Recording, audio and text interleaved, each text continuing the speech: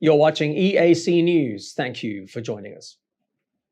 The International Labour Organization, the ILO, says that fewer women than men will regain their jobs after the pandemic. It says women have suffered disproportionate job and income losses over the past 18 months, largely because of their overrepresentation in the hardest hit sectors, such as tourism and manufacturing. Its research underscored by both the Cambodian Labour Confederation and the International Organization for Migration.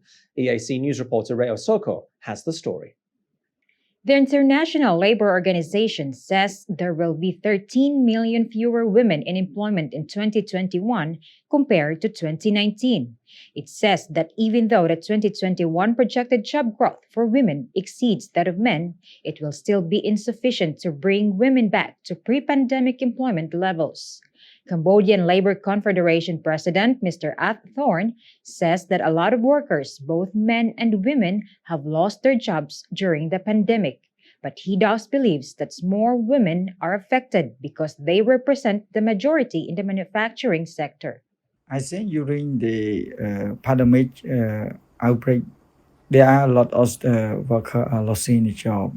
For sure, I can imagine that women are more than men because, for example, in garment sector, women is majority women are working. So I can say that during this pandemic, women have more problem than men and losing the job.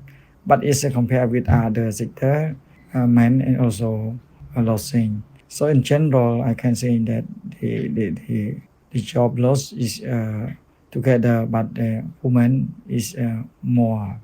The ILO research says that in the Asia-Pacific region, the pandemic has seen women's employment drop by 3.8% compared to 2.9% for men. It also says that during COVID-19, women fared considerably better in countries that took measures to prevent them from losing their jobs, like Cambodia, and allowed them to re-enter employment as quickly as possible.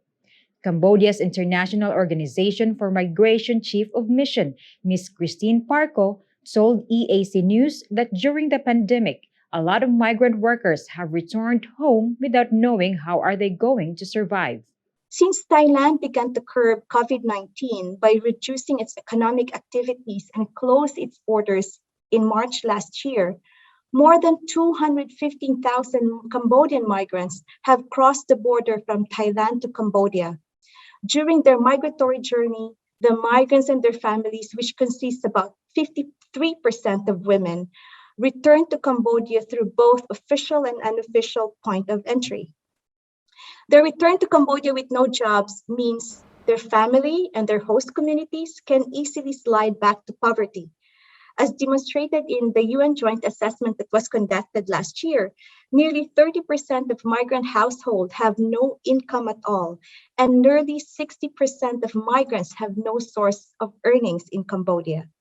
Women migrant workers are more likely than men to have no money. Without support or pursuing income-generating activities or creating new employment opportunities in the communities, the returning migrant might have limited success in integrating into the community and be forced to migrate.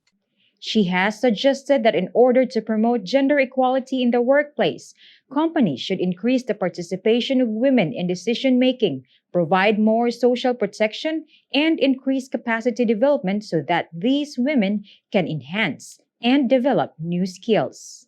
Rhea Soko, EAC News.